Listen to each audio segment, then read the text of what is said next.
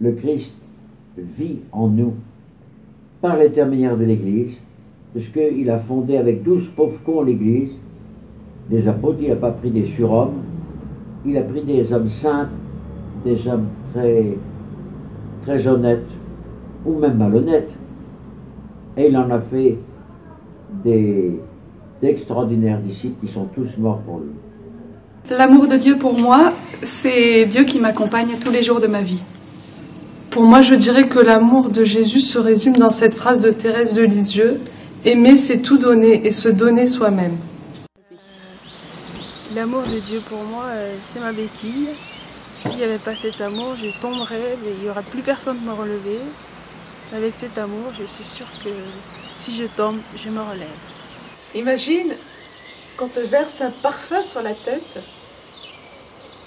il tombe sur ton visage, il imprègne ton corps jusqu'aux mains, jusqu'aux pieds, et tout ton être est pris par ce parfum.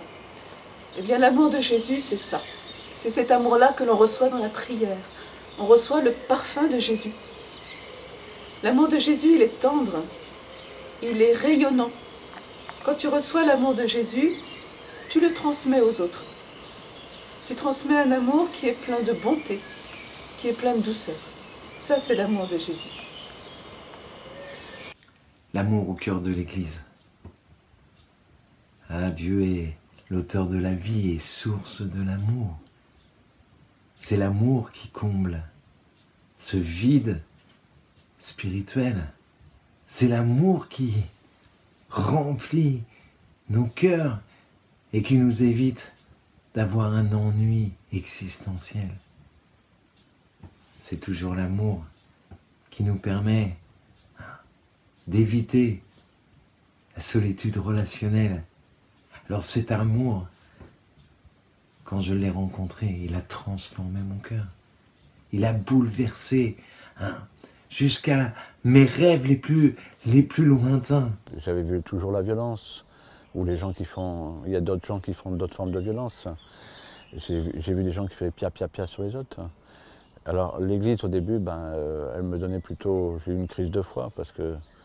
Pas avec du chocolat, mais avec la religion, parce que j'ai vu des gens qui allaient dans les églises, mais qui n'aimaient pas la différence, et qui faisaient pia sur les autres. Alors du coup, ça m'a donné envie de vomir. Et je me suis dit, c'est une maladie qu'il ne faut jamais attraper, c'est la religion. Mais merci Big Boss de me rappeler que l'église, elle ne s'est pas faite sans toi. Elle s'est faite avec toi et pour toi. Et ce n'est pas une création des hommes. Et pourquoi? Parce que tout simplement, le plus beau cadeau que je peux dire, c'est que tout simplement, moi je ne connaissais pas Dieu. J'étais un athée. Je ne disais pas du mal sur Dieu parce qu'il n'existait pas. Mais ce qui est dingue, c'est que Dieu, il aime les athées. Et il est venu caresser ma vie à des moments où je ne le connaissais pas. Alors je ne l'ai pas su tout de suite, ça. Mais tu sais, c'est le jour où tu décides de dire oui à la vie en vrai. Dieu n'a pas attendu que je le connaisse pour venir me rencontrer.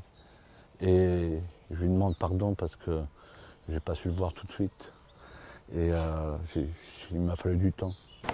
L'amour de Jésus, pour moi, ça a été quelque chose de fantastique. C'est quelque chose qui m'a complètement renversée. Et voilà, j'ai décidé de le suivre, parce que c'était impossible de faire autrement que d'être à lui. C'était tellement fort. Je vous souhaite à chacun de rencontrer un peu cet amour-là, de connaître quelque chose de cet amour.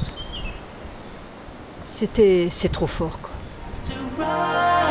When you're alone with me, I feel it coming.